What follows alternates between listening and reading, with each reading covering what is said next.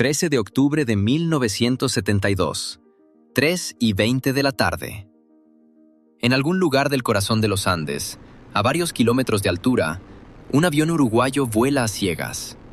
Tras las ventanillas, solo se ve un denso manto blanco de nubes. Los pasajeros, en su mayoría un joven equipo de rugby, ríen y conversan. No saben que, en este mismo instante, los pilotos han iniciado el descenso, convencidos de que las montañas ya quedaron atrás. De pronto, las nubes se parten. Justo en su trayectoria, tan cerca que parece posible tocarla, surge una imponente pared de roca. Los pilotos tiran de los mandos con desesperación. Un estruendo metálico ensordece la cabina. Es la cola del avión, que golpea la cumbre y se desprende con un crujido aterrador. Un segundo después, el ala derecha se estrella contra el risco y sale proyectada hacia atrás. La aeronave se inclina. El ala izquierda golpea la ladera y también es arrancada. Una de las hélices, que aún gira con fuerza, desgarra el fuselaje como si fuera una lata de conservas. Lo que queda del avión, apenas un fuselaje sin alas ni cola, cae sobre la ladera nevada y se convierte en un proyectil fuera de control. Se desliza pendiente abajo por casi 1 kilómetro a 350 kilómetros por hora. Siendo precisos, esta es una cifra aproximada. No había nadie allí con un radar, pero los cálculos sugieren que la velocidad era comparable a la de un auto de carreras. Y este proyectil, repleto de personas, se estrella contra un banco de nieve gigante. El impacto detiene el fuselaje de golpe, pero todo lo que hay dentro, asientos, equipaje y personas, sale disparado hacia adelante por la inercia, arrancándose de sus anclajes. Esta ola humana atraviesa la pared de la cabina y se estrella contra los pilotos. Para la mayoría de los accidentes aéreos, este habría sido el fin de la historia y el final de sus vidas. Pero aquí, las cosas fueron distintas. El choque no fue el desenlace, sino el inicio de una lucha por la supervivencia que duraría 72 días. ¿Cómo terminó este avión aquí, en pleno corazón de los Andes, descendiendo directamente hacia la montaña? La respuesta está en una cadena de errores fatales, cometidos mucho antes de que los pilotos vieran la pared de roca frente a ellos. Para entender cómo ocurrió todo, debemos retroceder un día en el tiempo. El 12 de octubre de 1972, el equipo de rugby uruguayo Old Christians volaba hacia Chile para un partido. Era un vuelo charter. A bordo del avión, con capacidad para 60 personas, viajaban 45 pasajeros. 19 jóvenes deportistas llenos de vida, sus amigos, familiares y 5 miembros de la tripulación. Debido a una tormenta sobre la cordillera de los Andes, la aeronave no pudo llegar a su destino y aterrizó en la ciudad argentina de Mendoza. Al día siguiente, el clima no había mejorado. Pero el equipo tenía prisa por llegar al encuentro. La presión sobre los pilotos, la impaciencia de los pasajeros y el simple deseo humano de no cambiar los planes. Todo esto se unió en una sola decisión fatídica: volar. Y aquí comienza la cadena de errores. Los pilotos eligieron una ruta más larga, pero, según creían, más segura. Querían rodear las cumbres más altas, ya que su avión de hélices simplemente no podía superar los 8.500 metros de altura. En medio de nubes densas, volaban prácticamente a ciegas, guiándose solo por el tiempo y sus instrumentos. En cierto momento, por una razón que aún se desconoce, los pilotos decidieron que ya habían cruzado la cordillera. Se comunicaron con el controlador en Chile e informaron con seguridad: pasamos Curicó. Este era un punto de navegación clave que indicaba que las montañas habían quedado atrás. El controlador no veía el avión en el radar, así que simplemente les creyó. Un sistema basado en la confianza y no en los datos. El controlador autorizó el descenso para aterrizar en Santiago, y el avión, lleno de pasajeros, comenzó a bajar, directo al corazón de los Andes. 12 personas murieron en el momento del impacto. Pero esperen un momento. Eso no es del todo cierto. Esa cifra no refleja la verdadera magnitud del horror.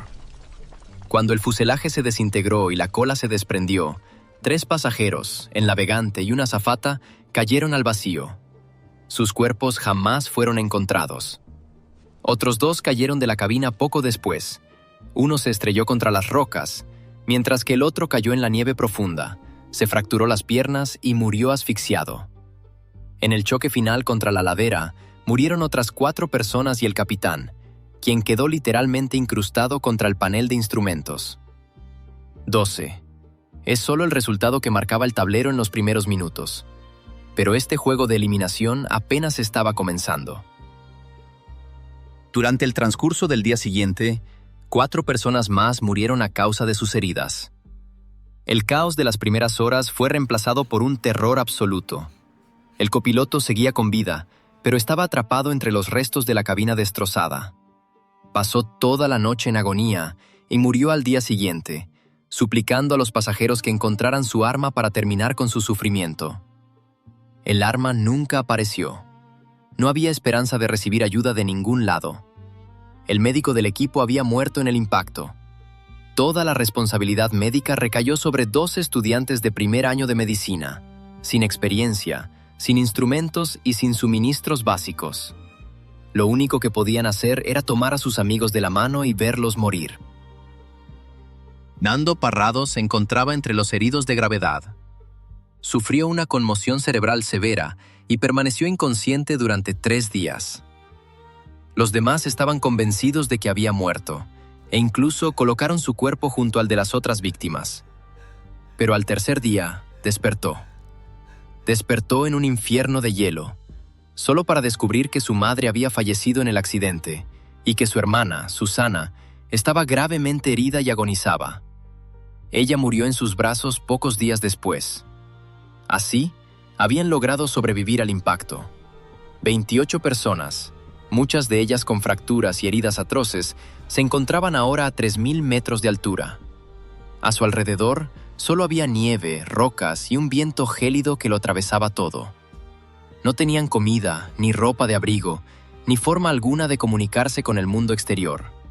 Sin embargo, en aquel momento, todavía conservaban la esperanza. Estaban seguros de que los estaban buscando. Lo que no sabían era que, debido a un error fatal de los pilotos, los aviones de rescate rastreaban una zona completamente distinta, a cientos de kilómetros de su ubicación real. De pronto, un zumbido.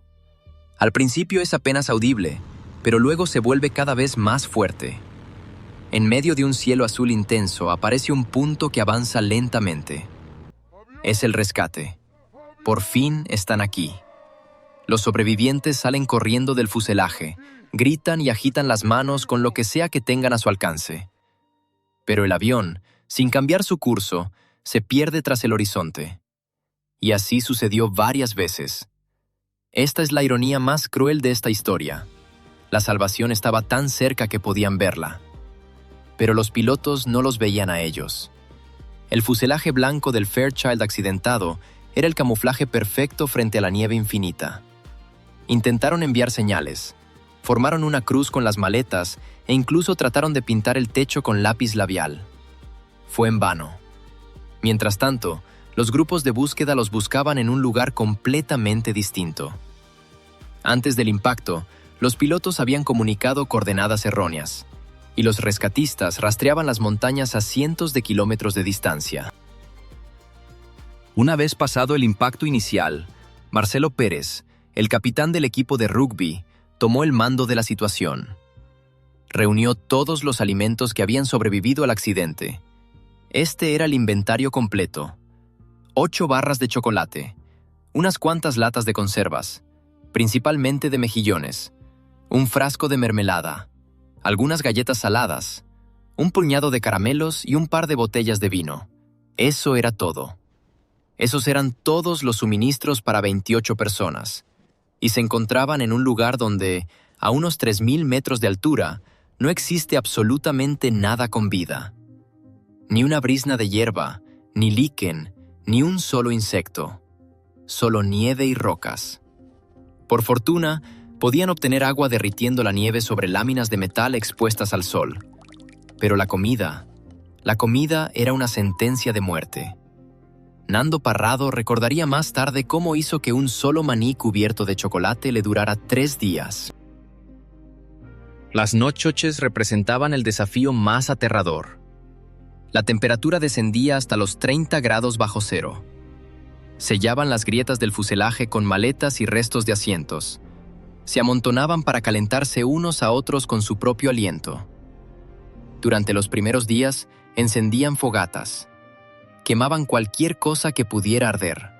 Ropa, el tapizado de los asientos e incluso dinero. Fajos de dólares que, allí arriba en la montaña, valían menos que una rama seca. Pero esperen un momento. No eran simples billetes. Según los testimonios, incineraron casi $1 millón.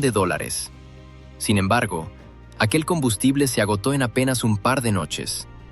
Durante el día, en cambio, daban muestras de una inventiva asombrosa. Fabricaban gafas de sol con el plástico de la cabina y tirantes de sostenes para no quedar ciegos por el intenso resplandor de la nieve. Con los cojines de los asientos, confeccionaban raquetas de nieve rudimentarias. Luchaban. Se negaban a rendirse. Pero la montaña seguía cobrándose su precio. Una semana después del impacto, la hermana de Nando Parrado murió. Él la sostuvo de la mano hasta el último momento. Aún quedaba un hilo de esperanza, y este residía en una pequeña radio de transistores que habían logrado encontrar. Tras pasar varios días intentando sintonizarla, al 11º día después del accidente, captaron una señal. Aquella voz, que se abría paso entre la estática, parecía venir de otro planeta.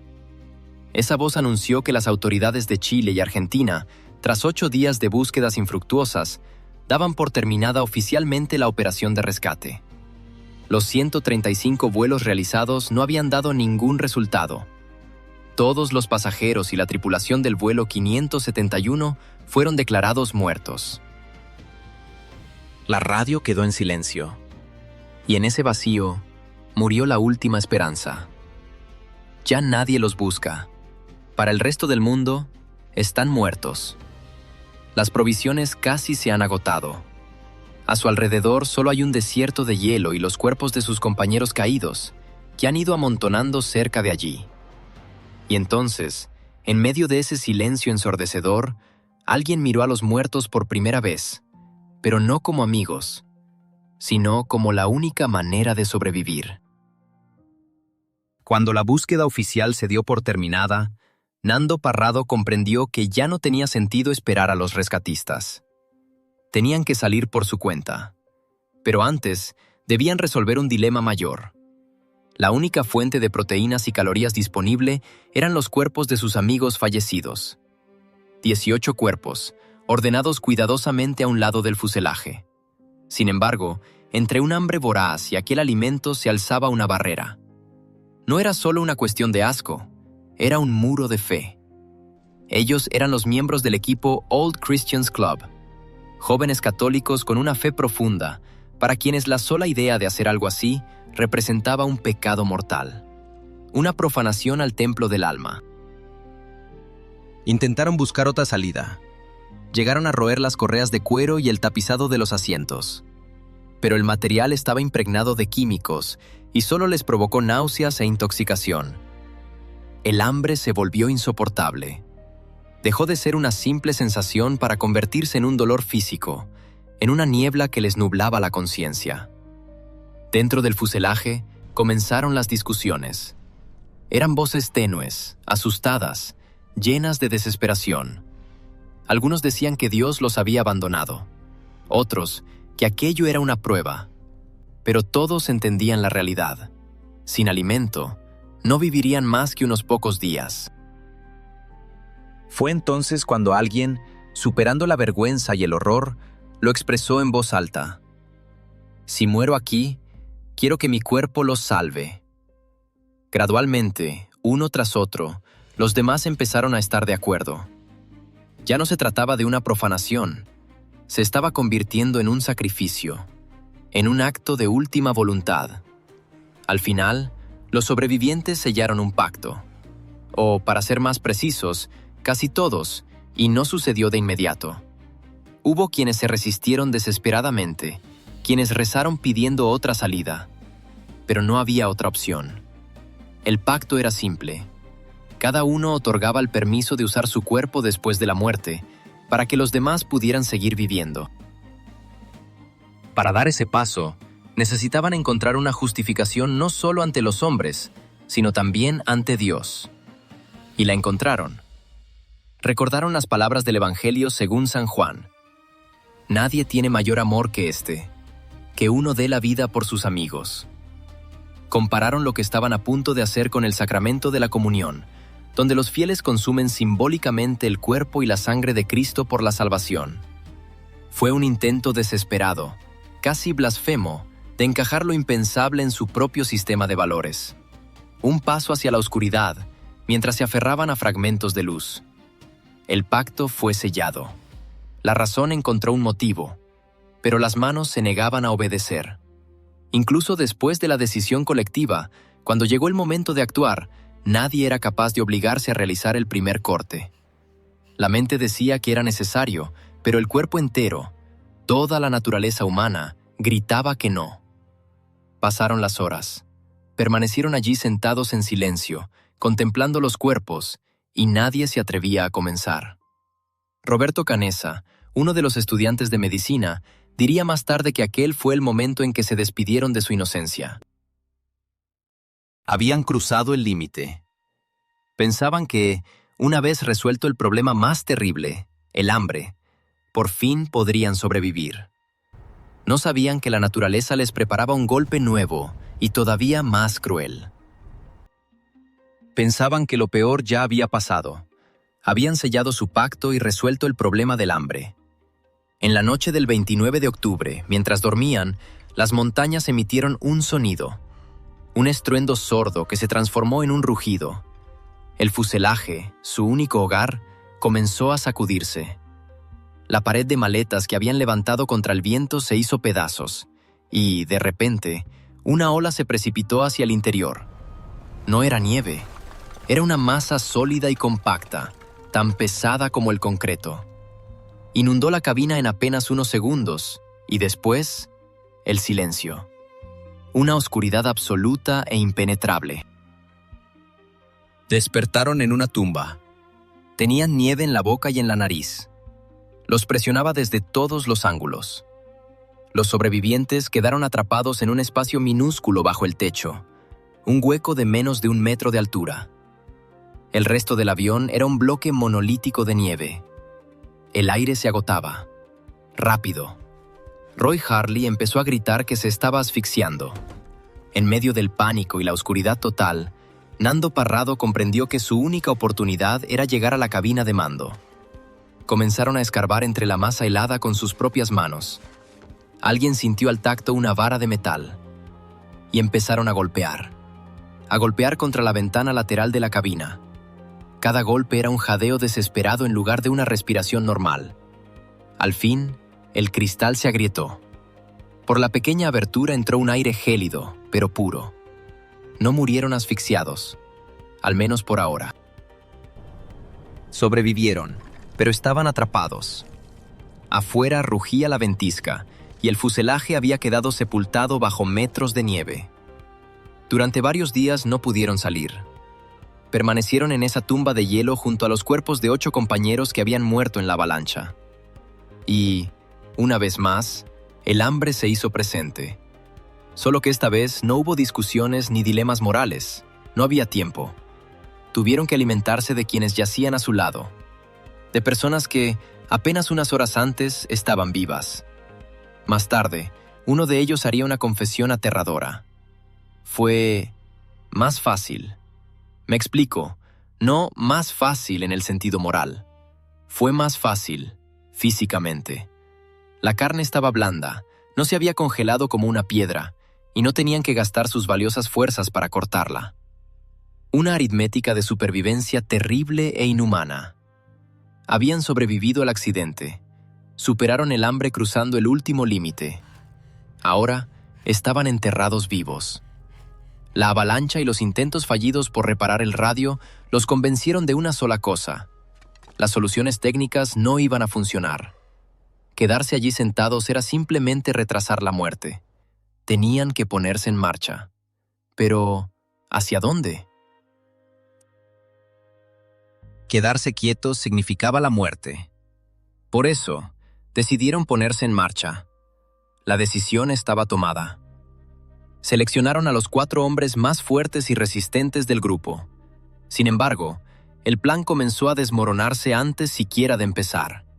Uno de los elegidos, Numa Turkati, murió por una infección en la sangre. Una simple herida en la pierna, que en condiciones normales habría sanado en una semana, allí se convirtió en una sentencia de muerte. Finalmente, solo 3 emprendieron el camino: Parrado, Canessa y Visintín. Partieron hacia el este, a ciegas, con la esperanza de que las montañas terminaran en esa dirección. Tras recorrer 1,5 kilómetros, se toparon con un milagro: la sección de la cola del avión. Aquello era una verdadera cueva de Aladino. En las maletas encontraron ropa limpia, cigarrillos y algo de ron. En la cocina del avión había chocolate, carnes en conserva y medicamentos. Incluso hallaron varias baterías intactas. En ese instante, sintieron que lo habían logrado. Parecía que todos sus problemas estaban resueltos. Pero la euforia duró apenas una noche. Los Andes no matan por hambre. Matan por el frío. La temperatura descendía hasta los -30 grados. Sin un refugio y sin la posibilidad de calentarse unos a otros en una apretada pila de cuerpos, simplemente no habrían despertado por la mañana. Apenas sobrevivieron a la primera noche y comprendieron que una segunda acabaría con ellos. Todo aquel tesoro, comida, medicinas, baterías, era inútil. No podían quedarse allí, pero tampoco tenían fuerzas para cargar con todo de vuelta. Tuvieron que regresar al fuselaje con las manos vacías y una noticia devastadora. La salvación estaba cerca, pero era inalcanzable.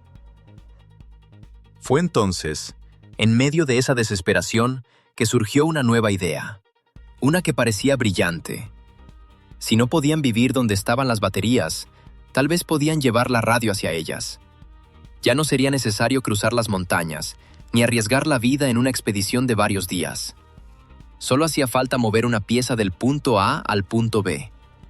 Con un esfuerzo inmenso, lograron sacar el transmisor de la cabina de los pilotos, una caja que pesaba más de 20 kilos. 23 kilogramos, para ser exactos. Designaron a un hombre, Roy Harley, quien tenía algunos conocimientos de electrónica. Pasó varios días lidiando con los cables, mientras el grupo entero esperaba un milagro con el aliento contenido. El plan fracasó. La razón era tan banal que parecía una burla. La radio del avión requería 115 voltios de corriente alterna. Sin embargo, las baterías solo entregaban 24 voltios de corriente continua. Era como intentar arrancar un auto con la batería de un reloj. Simplemente imposible. Y este fracaso, esta incompatibilidad absurda y frustrante, los golpeó con más fuerza que el hambre o el frío. Acabó con su última esperanza racional. En la segunda mitad de noviembre, se instaló un periodo de desolación absoluta. Murieron 3 personas más, y una de esas muertes fue particularmente aterradora. Aquel hombre no murió por sus heridas ni por hambre. Su organismo, simplemente, dejó de aceptar el único alimento disponible. La barrera psicológica resultó ser más fuerte que el instinto de supervivencia. Fue en ese momento cuando comprendieron su situación con una precisión matemática y definitiva. Se dieron cuenta de que no podían alejarse del fuselaje más de media jornada de camino. Cada expedición estaba limitada por un cálculo sencillo. Debían regresar al refugio antes del atardecer. Se encontraban en una prisión invisible, donde los barrotes estaban hechos de frío y los muros de distancia. Un círculo de apenas unos pocos kilómetros de diámetro, más allá del cual solo les esperaba una muerte segura. Estaban en un callejón sin salida. Todas las soluciones lógicas se habían agotado. Cada intento de salvarse de forma racional había fracasado. La muerte no solo parecía probable, se presentaba como el único desenlace lógico. Pero justo en ese instante, cuando la razón se rinde, nace algo distinto. Una idea que no exigiría inteligencia, sino algo mucho más simple y aterrador. La idea era tan sencilla que, Vista en retrospectiva, parece evidente. Pero en aquel momento, en pleno diciembre y a 3.500 metros de altura, resultó una genialidad.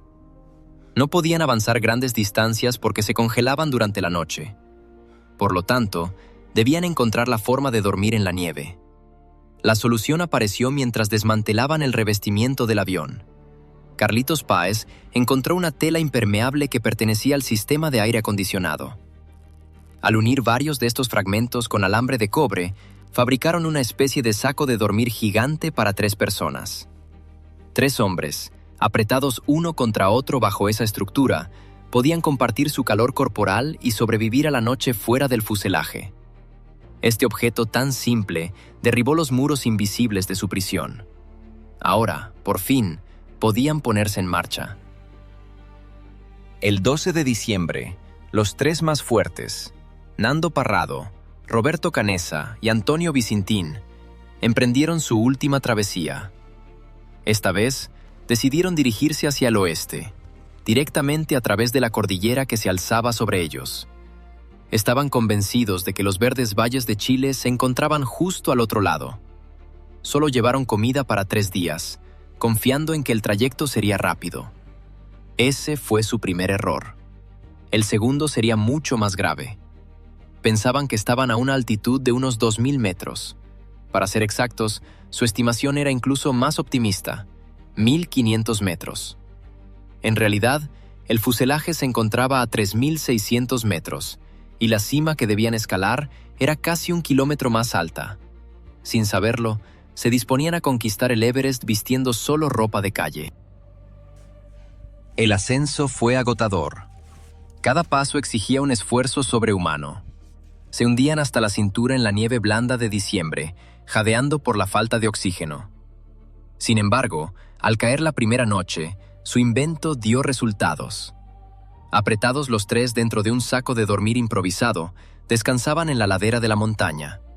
Escuchaban el aullido del viento y por primera vez en 2 meses no sentían que el frío acababa con ellos a la intemperie. Aquella pequeña victoria les dio las fuerzas necesarias para continuar. Pero la montaña no se daba por vencida. Les tomó 3 días alcanzar una pared de hielo de casi 100 metros de altura, prácticamente vertical. Ese era, precisamente, el tiempo límite para el que habían calculado sus raciones de comida. Estaban completamente exhaustos y las provisiones se habían agotado. Frente a ellos se alzaba un imponente muro de hielo. Fue entonces cuando Nando Parrado, un hombre que despertó en las montañas después de que lo dieran por muerto y que había perdido a su madre y a su hermana, hizo lo que parecía imposible. Tomó una varilla de metal del respaldo de un asiento y comenzó a tallar escalones en la pared de hielo. Un golpe. Otro más. Un pequeño punto de apoyo para el pie. Él subía, y detrás suyo, los demás trepaban por aquellas muescas casi imperceptibles. Les tomó horas. Horas de una tensión sobrehumana, al límite de sus fuerzas, a una altitud de 4.500 metros. Y entonces, finalmente, la cima. Lo habían logrado. Ahora verían los valles verdes, las luces, la salvación. Levantaron la mirada. Y lo que vieron fue la infinitud. En todas direcciones, hasta el mismo horizonte, solo se extendían las montañas. Picos afilados, nevados y sin rastro de vida. Nada de vegetación. Nada de Chile. Solo una muerte blanca y fría hacia cualquier lugar donde miraran. Roberto Canessa cayó de rodillas sobre la nieve y miró a Parrado. Solo dijo 2 palabras. Estamos muertos. En ese instante algo se rompió, o por el contrario, algo se forjó. Nando miró hacia el oeste, hacia esa cordillera interminable, y respondió: Tienes razón, Roberto. Estamos muertos. Pero prefiero caminar al encuentro de la muerte que quedarme aquí a esperarla. Se dio la vuelta y miró hacia abajo, al otro lado de la montaña. Iré por allá, dijo, señalando hacia la nada blanca. En ese momento, divisaron hacia el este, desde donde venían, una delgada línea oscura. Canessa pensó que se trataba de un camino y sugirió ir hacia él. Parrado se negó. Más tarde se descubriría que, efectivamente, era una carretera, pero el trayecto para llegar a ella habría sido totalmente imposible de transitar. Aquella decisión equivocada terminó siendo la única correcta. Antonio Vicentín, que era el más débil de los tres, regresaría al fuselaje tras entregar el resto de su comida a Parrado y Canessa. Se sentó sobre el fragmento de un asiento y se deslizó por la pendiente. El descenso le tomó 1 hora, una sola hora, mientras que la subida les había tomado 3 días. Siguen adelante. Son 2 hombres frente a la inmensidad de las montañas. Sus cuerpos están al límite y casi no les queda comida. Pero, con cada paso hacia abajo, el paisaje comienza a cambiar. Muy pronto, verán aquello que no han visto en 70 días. Señales de vida. Durante 7 días descendieron la montaña, consumiendo las últimas calorías que sus cuerpos aún conservaban. El paisaje se transformaba con una lentitud agonizante. Primero desapareció la nieve profunda, dejando al descubierto las rocas grises y desnudas.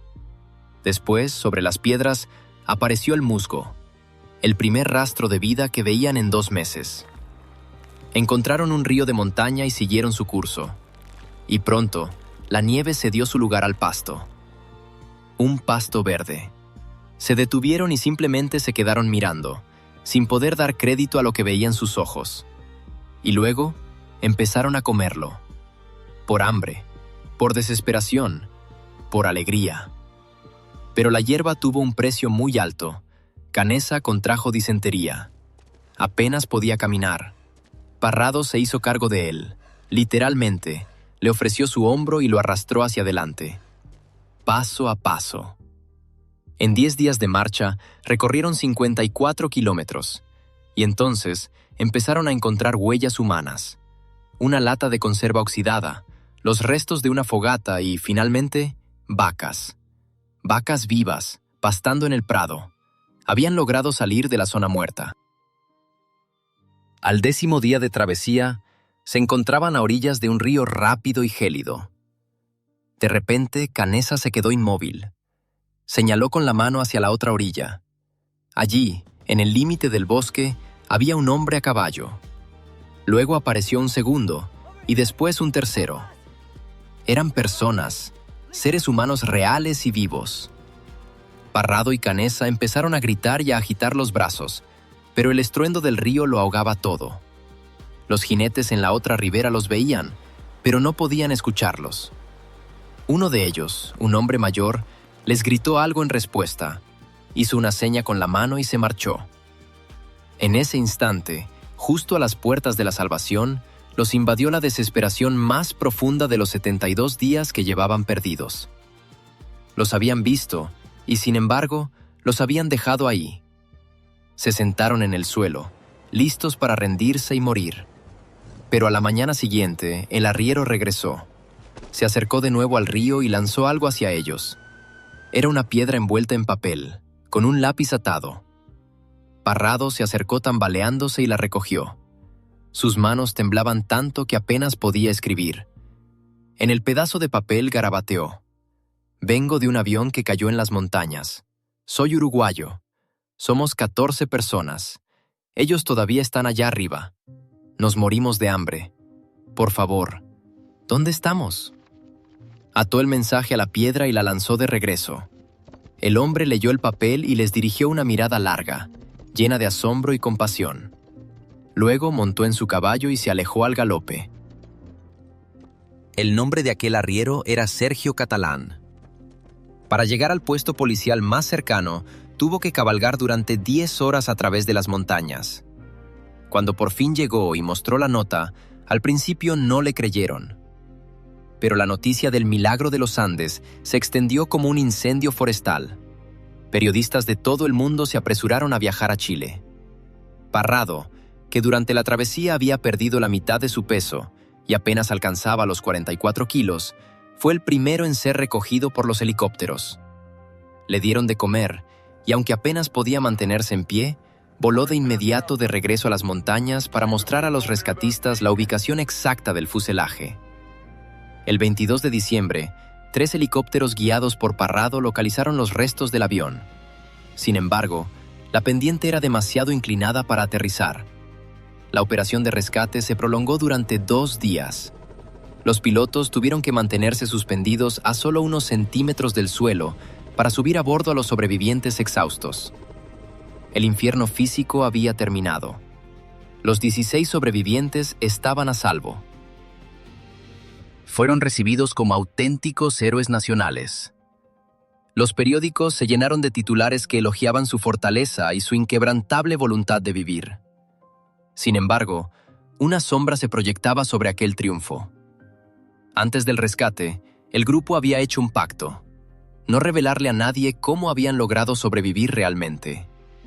Ante las preguntas de la prensa, inventaron historias poco creíbles.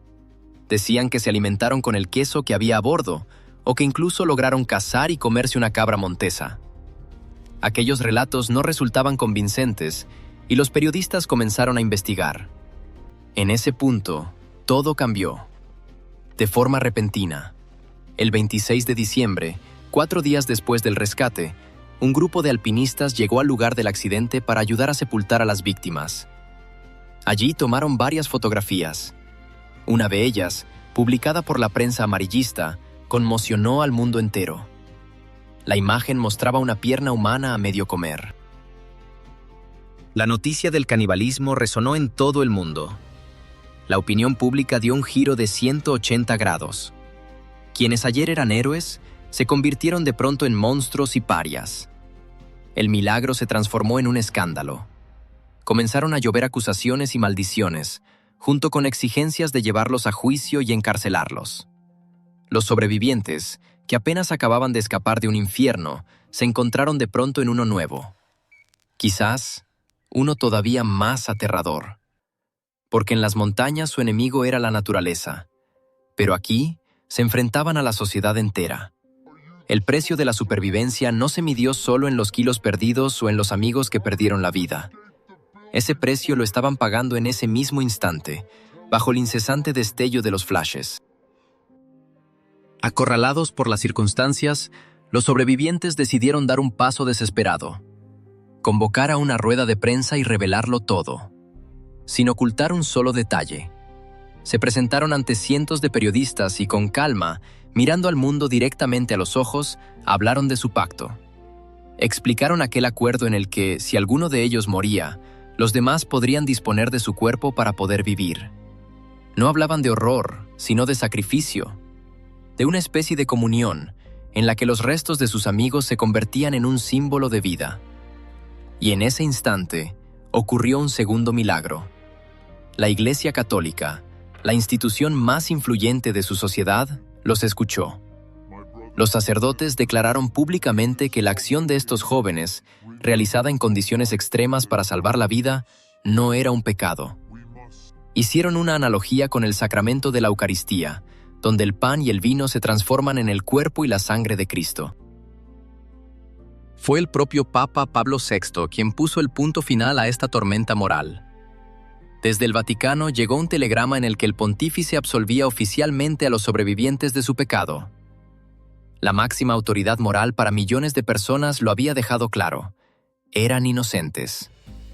La opinión pública cambió una vez más, esta vez hacia la aceptación y la compasión. La batalla por la supervivencia se ganó 2 veces, primero en el desierto helado de los Andes y después en el tribunal de la opinión pública. Esta historia, que comenzó con un accidente aéreo, no terminó simplemente con el rescate de 16 vidas.